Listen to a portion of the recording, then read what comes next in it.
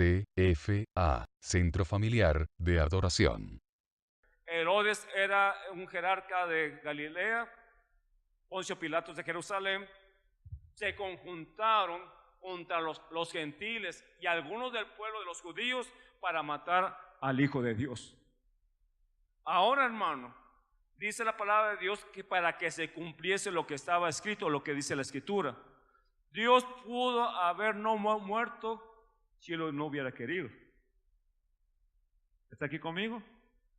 Porque Él es el Señor soberano sobre todas las cosas.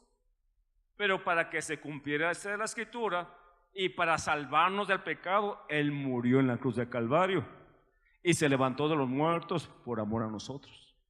Amén. Y comienza a decir la misma oración más adelante.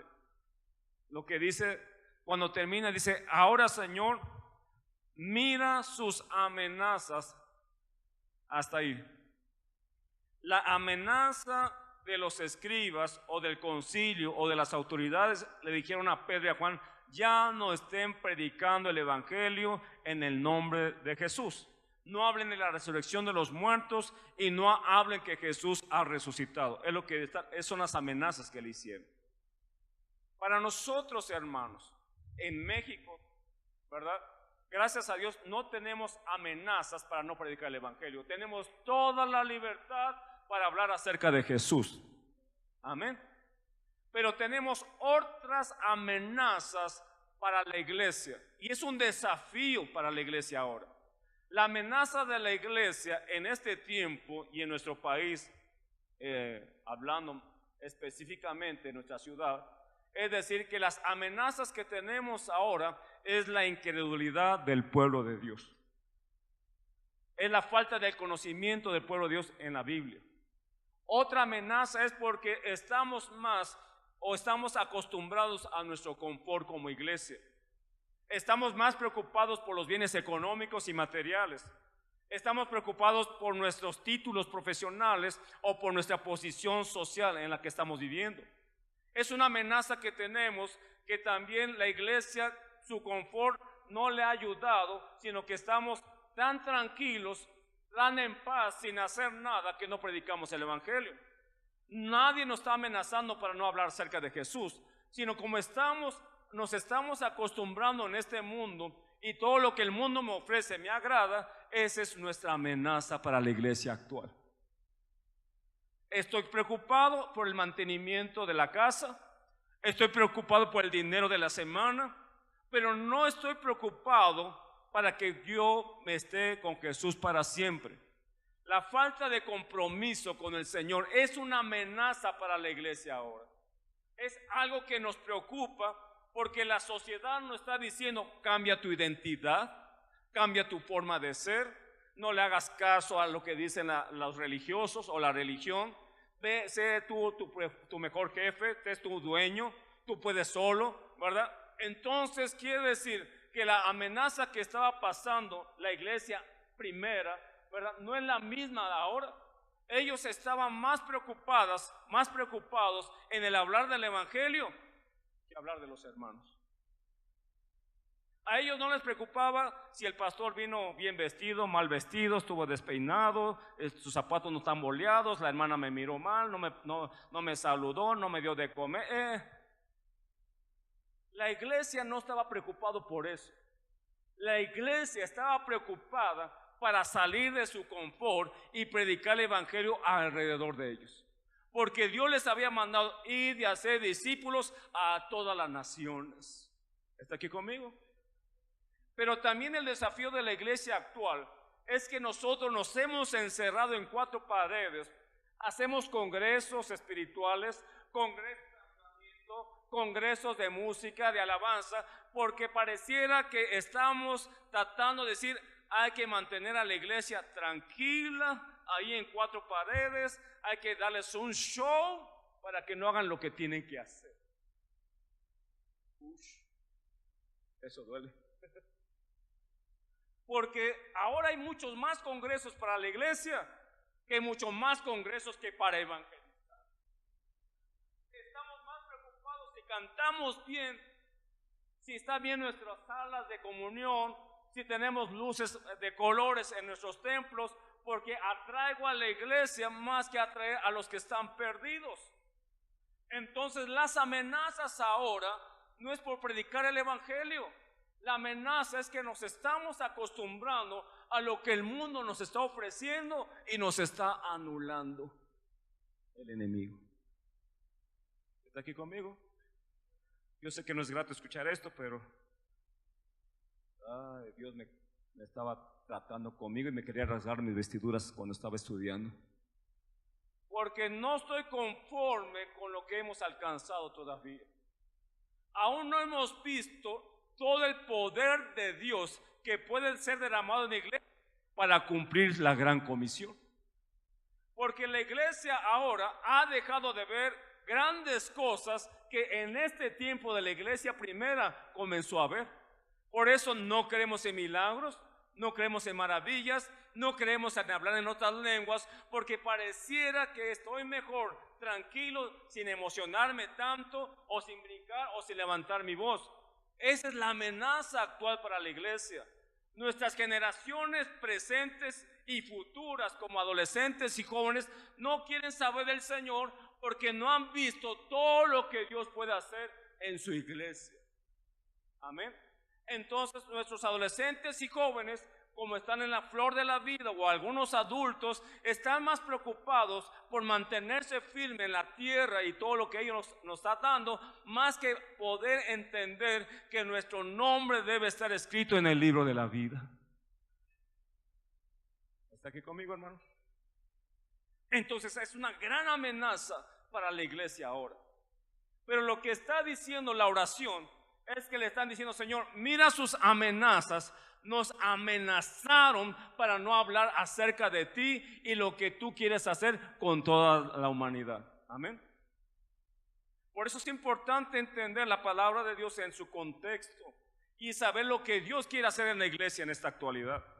Por eso la iglesia de este tiempo, que se llama la posmodernidad, estamos tan acostumbrados a decir: ya no nos dicen que es pecado, júntate con quien quieras, puedes cometer adulterio, te puedes divorciar las veces que tú quieras, puedes cambiar tu sexo si tú quieres, ¿verdad? No pasa nada.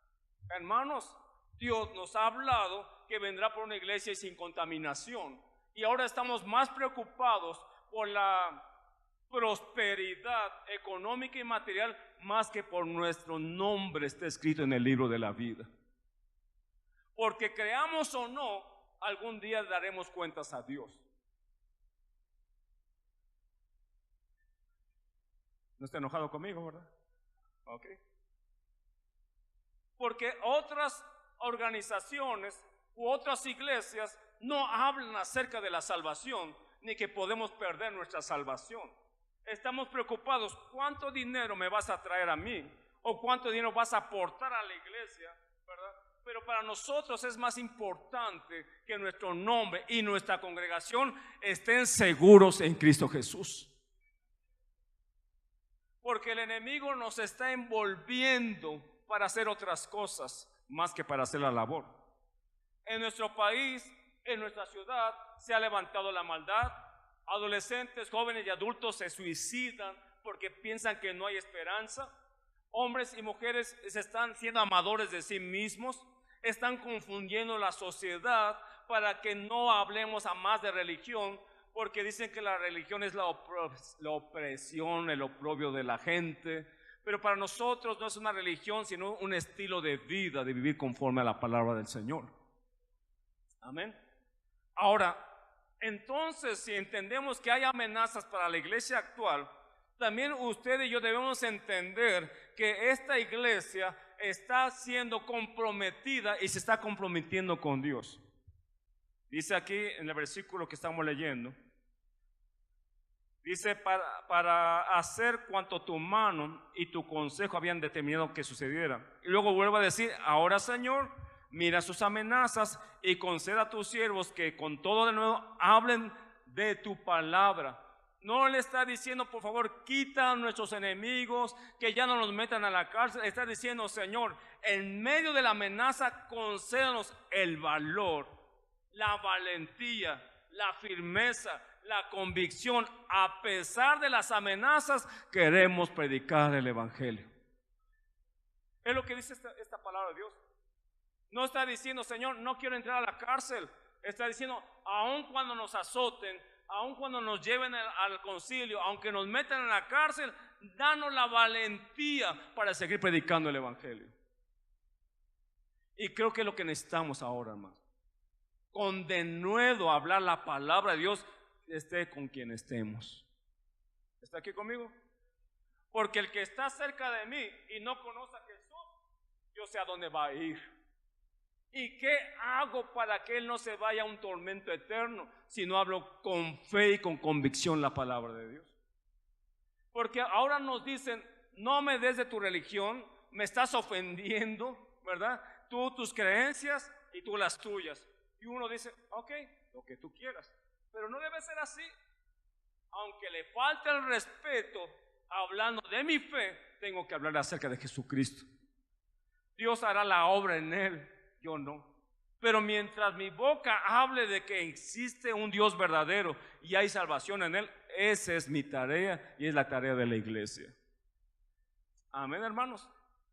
Porque no podemos callarnos, porque es eminente que Jesucristo viene por su iglesia muy pronto. Aunque algunos lo tienen por tardanza, dice la palabra de Dios. Pero para nosotros es inminente la llegada de nuestro Señor Jesucristo.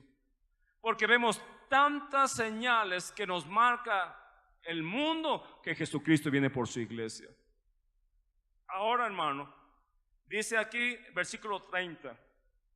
Mientras extiendes tu mano. ¿Para qué, hermano? Para que se hagan sanidades, señales y prodigios.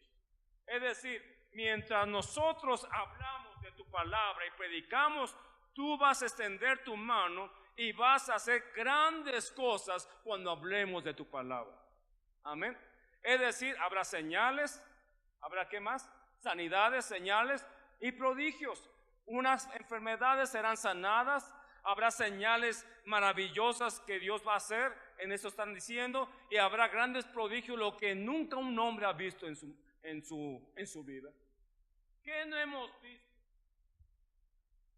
Que el cojo se levanta, que el mudo habla, que los endemoniados son libertados, o que el hombre o la mujer que está muerto puede resucitar de los muertos. Tal vez la amenaza también de la iglesia ahora es la incredulidad. Porque hemos dejado de ver todas las señales y prodigios que Dios sigue haciendo en este tiempo. Y para muchos ya pasó ese tiempo. Pero para nosotros es el mismo tiempo.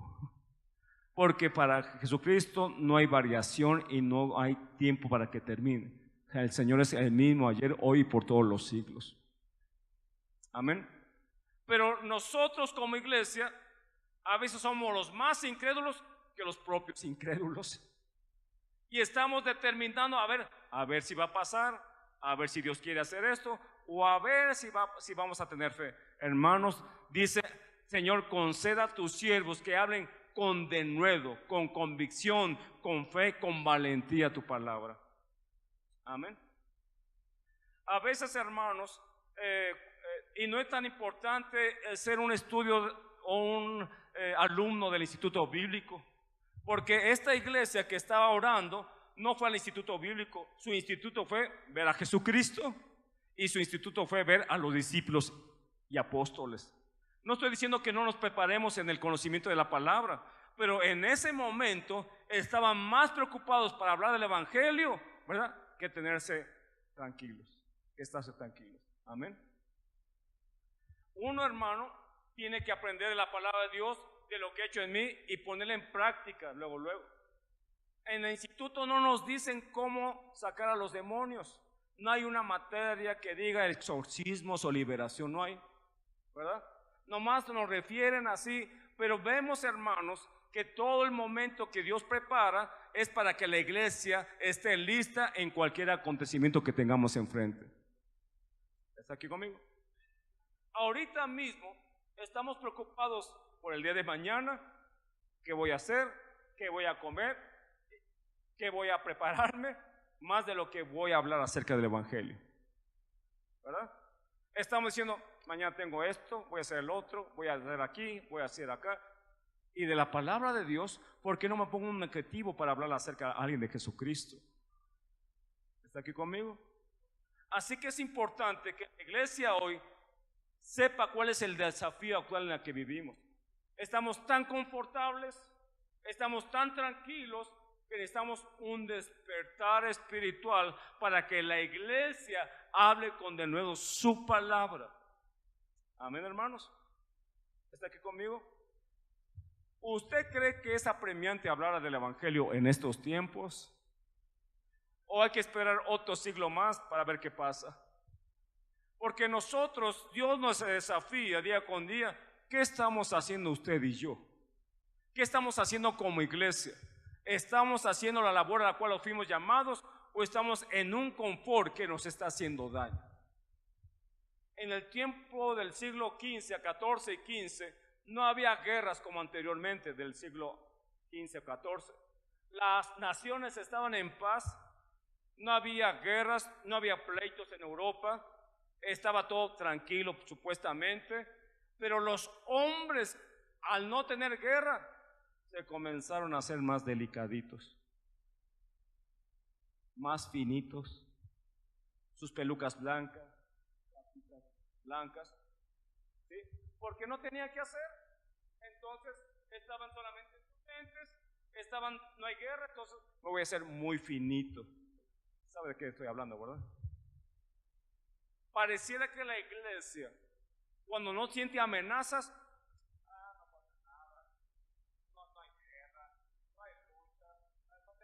tranquilo, alabo a Dios, adoro a Dios, no tengo nada que hacer, mientras no me meta con el enemigo, no se mete conmigo.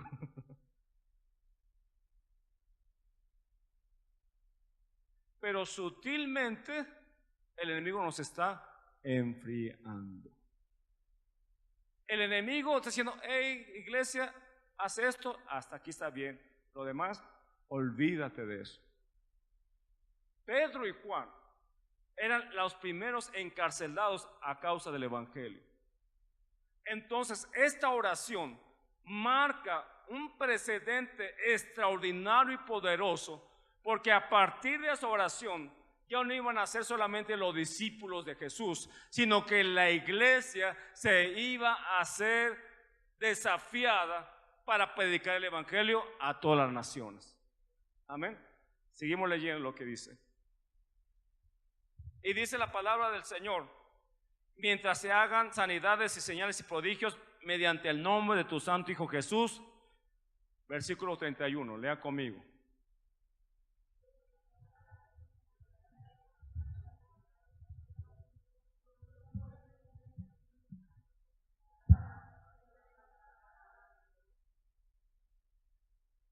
¿Se acuerda de Hechos 2 del 1 al 4? Estaban unánimes juntos y de repente entró un viento del cielo. ¿Y qué pasó? Pero dice que tembló también, ¿verdad? Yo no sé si solamente ahí en la congregación haya temblado o haya temblado en toda Jerusalén, no nos dice bien, pero dice que tembló, y si dice la palabra yo lo creo. Pero dice, y todos, ¿qué?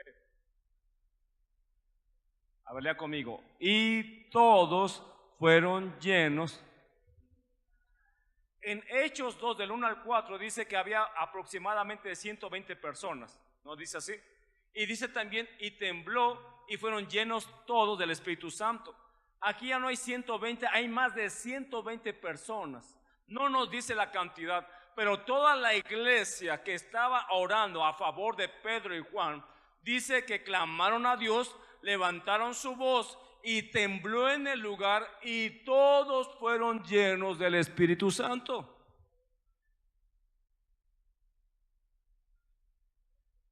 Y todos fueron llenos del Espíritu Santo.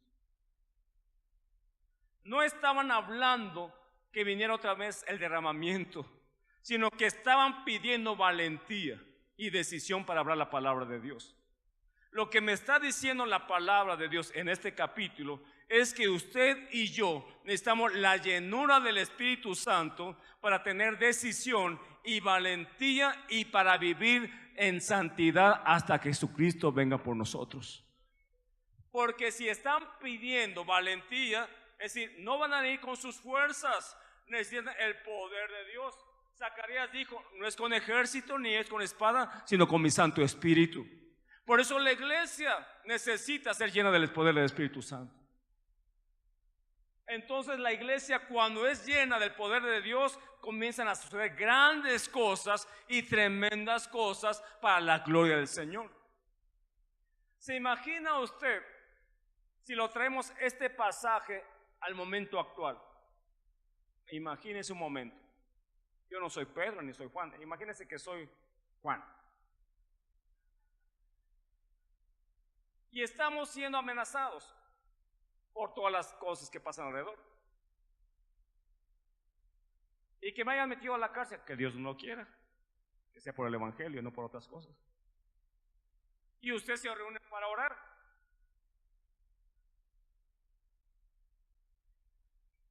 Gracias, hermano, porque si nomás vienen los hermanos del martes, yo creo que me quedaré un año en la cárcel.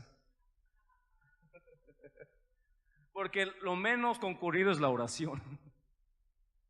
Entonces, bueno, Dios, gracias a Dios por los hermanos fieles de la oración. Ahora, si estamos unánimes en un mismo pensar, tenemos que hablar del evangelio a toda criatura. Dios derrama su Espíritu Santo y comenzamos a hacer grandes cosas para Dios. Usted sale de acá y antes de pelearse con su esposo o esposa o hijos, le habla de la palabra de Dios, por ejemplo. Antes de hacer otra cosa, comienza a predicar y a hablar o darle algún folleto X, invitando a la casa de Dios. Pero lo que hizo esta oración, lo podemos ver en el capítulo siguiente. Capítulo 5, versículo 12. Porque estaban diciendo, mientras tus siervos hablan con denuedo, extiendes tus manos para hacer sanidades, milagros y prodigios. Es decir, la Biblia, ¿no? Dice el versículo que sigue, capítulo 5, versículo 1. No, sí dije esas. Es 12, ¿verdad? 5, 12. Y por la mano de los apóstoles se hacían muchas señales, estoy en 5, 12, y prodigios. ¿En dónde, hermano? Y estaban todos unánimes en el pórtico de Salomón. De los demás ninguno se atrevía a juntarse con ellos, mas el pueblo los alababa grandemente. Y los que creían en el Señor aumentaban más, gran número así de hombres como de mujeres, tanto que sacaban a los enfermos a las calles y los ponían en camas y lechos, para que al pasar Pedro, a menos su sombra cayese sobre alguno de ellos, y aún de las ciudades vecinas, y muchos venían a Jerusalén trayendo enfermos y atormentados de espíritus inmundos, y todos eran. ¿Quiénes fueron, hermanos? La iglesia, los apóstoles, los discípulos. Al venir el derramamiento del Espíritu Santo, se esparcieron por la región, por la ciudad de Jerusalén, y hacían muchos bienes. ¿A quiénes, hermanos? ¿De quién está hablando? De todo el pueblo. La iglesia bendice a todo el pueblo. ¿Por qué, hermanos? Porque mientras iba a un lugar y veía alguna necesidad, oraba a alguien, oraba por la enfermedad o por lo que estaba pasando, y eran sanados y levantados. Y dice que ponían los enfermos para a ver si por lo menos la sombra de Pedro los sanaba. Era una superstición judía, ¿verdad? Era como que hacer algo en México, pero no era tanto la sombra, sino, no está mi sombra, no tengo sombra. Hay que buscar la de Peter Pan. Pero no era tanto la sombra, era la convicción de sus discípulos. Al ver la necesidad, oraban y testificaban acerca de Jesucristo. Amén. Quiere decir que a partir del capítulo 4, 23, hace Dios una tremenda cosa, para que toda Jerusalén comiencen a conocer al único Dios verdadero. Y entre ellos estaba un hombre llamado Esteban, capítulo 6, versículo 8. Dice la palabra de Dios: y Esteban, lleno de gracia y de poder, hacía grandes. Es decir, lo que el pueblo había orado, un hombre que había sido escogido para ser diácono, y una de sus funciones es hacer o dar de comer a las viudas y a los desamparados. Esteban era un hombre de esos. Solamente, si sabes qué, dales de comer, tú vas a distribuir la comida, alimenta a las viudas, a los griegos, a los gentiles, dales de comer, pon la comida en su mesa. Entonces puedo pensar que Esteban, lleno del poder del Espíritu Santo, cuando iba a llevar comida a una familia y la veía que, como que esta hermana está enferma, voy a orar por ella, Señor, sánala, sanaba. Iba a otra casa o a otro lugar, mientras Esteban estaba dando de comer, veo una necesidad. Hay un cojo, hay un sordo, hay uno que está oprimido, y Esteban, un hombre común y corriente, no era discípulo, no era profeta, no era maestro, solamente era un diácono llamado Esteban, que hacía grandes prodigios y señales. ¿A quiénes? A todo el pueblo. A veces los pastores quisiéramos tener muchos Esteban, pero ¿sabe qué? Sí los tenemos, pero los Esteban, ¿cómo serían en femenino? Las Esteban o los Esteban, no queremos hacer la labor. Usted va a decir, pastor, yo no tengo ese ministerio.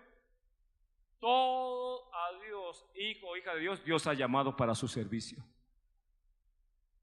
Lo que a veces usted no sabe, que Dios sabe, es que usted sí sabe hacer las cosas, pero no quiere. Dice trabalenguas, ¿verdad? Estamos capacitados para hacer la labor que Dios nos ha llamado. Solamente falta la valentía para hacerlo. Porque no es su palabra, es la palabra de Dios que actuará en la vida de otros hombres y mujeres cuando usted se atreva a creerle a Dios para que usted hable acerca del evangelio y pueda orar por las necesidades en la familia donde usted está. ¿Está aquí conmigo, hermano? Pero como estamos tan tranquilos para decir a que, Señor, ¿cómo me vas a escuchar a mí? Soy un pecador tremendo. Hermano, usted fue comprado con la sangre de Jesucristo y Dios ya lo perdonó de todos sus pecados. Nomás 3 hermanos hay aquí. Dios ya lo perdonó de todos sus pecados. Entonces usted es una hija y un hijo suyo.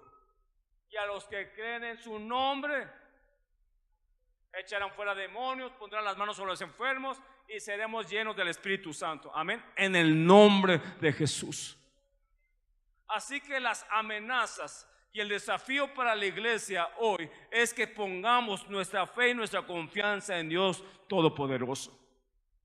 Antes que la costumbre que estar tranquilos, en paz, nos absorba y nos enfriemos. Amén. Hermanos, el tiempo de hoy es para la iglesia también.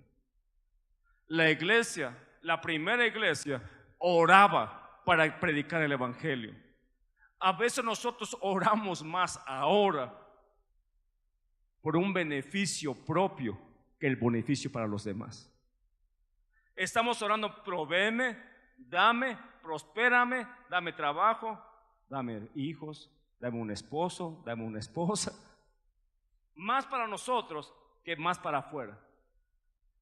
Por lo tanto, la iglesia ahora está en un desafío.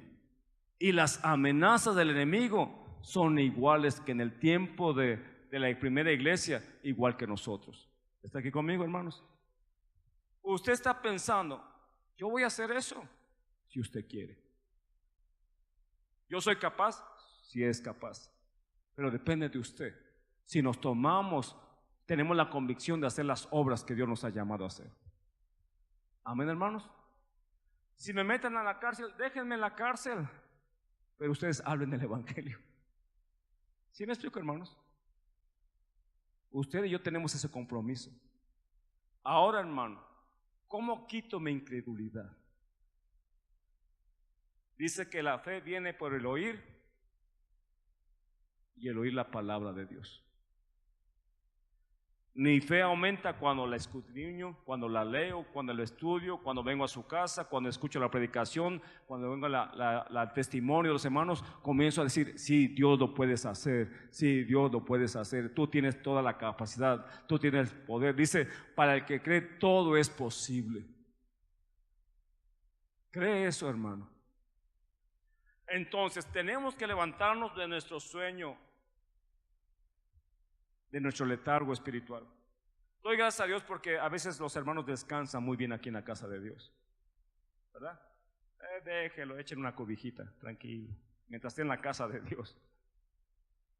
Pero nuestra vida tiene que florecer y hacer las cosas que tenemos que hacer.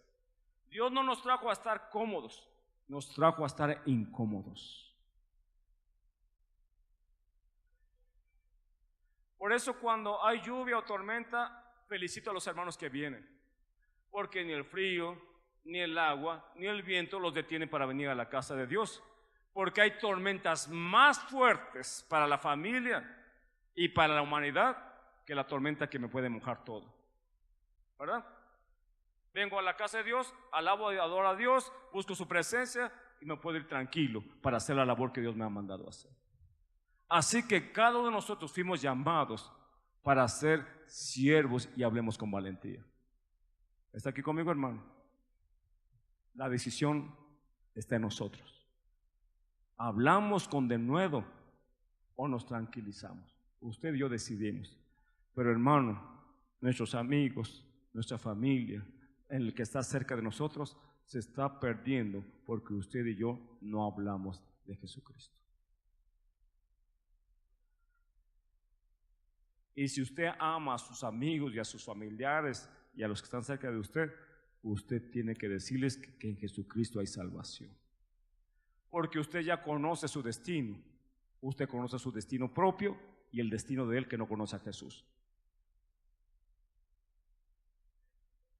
Y él, aunque quiera decirle que me estoy sobrepasando con él o con ella, te tengo que hablar de Jesús. Porque Dios te da la oportunidad para que te arrepientas. Amén. Así que, hermanos, la oración de la iglesia dijo, Señor, concédelos a tus siervos que hablen con denuedo tu palabra. ¿Está aquí conmigo? ¿Quiere ponerse de pie?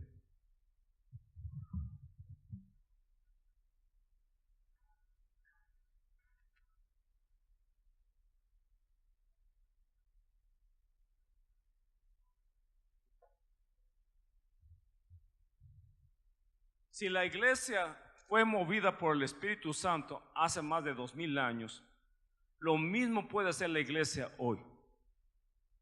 Solamente necesitamos estar convencidos de que Dios está aquí en este lugar. ¿Pueden decir amén? Y que Dios quiere derramar su Espíritu Santo y darnos la valentía para hablar acerca de Él. Y yo creo que lo que pasó allá hace 2000 años en Jerusalén puede pasar en nuestro entorno.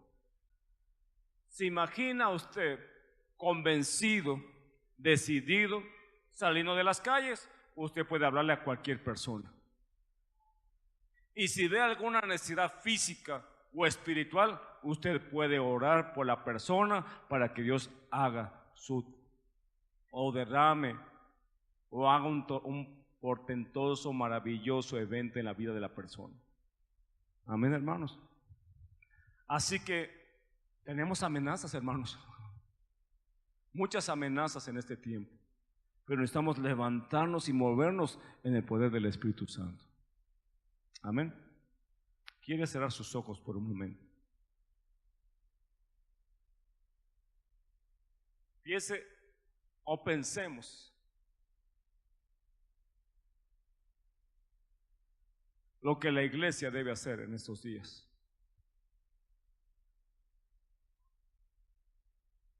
Vivimos en una tierra y vivimos en el mundo,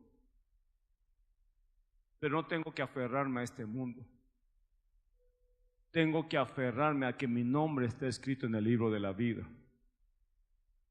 Y tengo que estar convencido y convencida que no hay otro lugar más seguro que estar en Cristo Jesús. Y el mundo se está perdiendo porque la iglesia ha dejado de predicar el evangelio. Y nos hemos encerrado en 4 paredes. Y necesitamos levantarnos una vez más. Y la iglesia del Señor fue creada para demostrar su poder y sus maravillas. Por eso ahora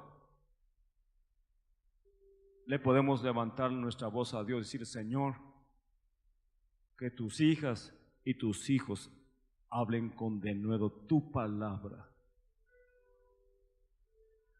Mientras extiendes tu mano para hacer sanidades, señales y prodigios mediante el nombre de tu Hijo Santo Jesús.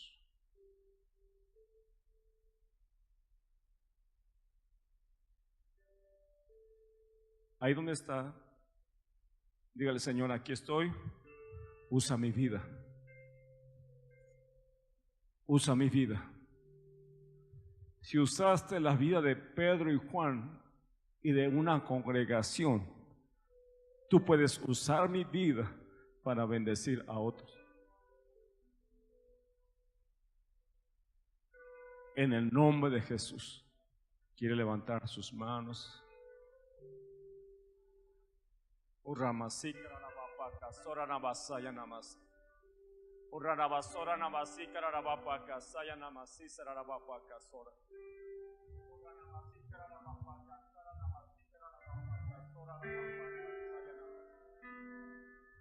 adoramos, Señor, te exaltamos, Dios. Toda la gloria es para ti, Dios. Tú eres el soberano Rey y no hay nadie como tú, Señor. El cielo y la tierra fueron creados por ti, para ti, Dios de los cielos. Ahora somos tu iglesia y tus hijos, Dios, y nos has comprado con tu sangre preciosa para anunciar las virtudes de aquel que nos llamó de las tinieblas a la luz admirable.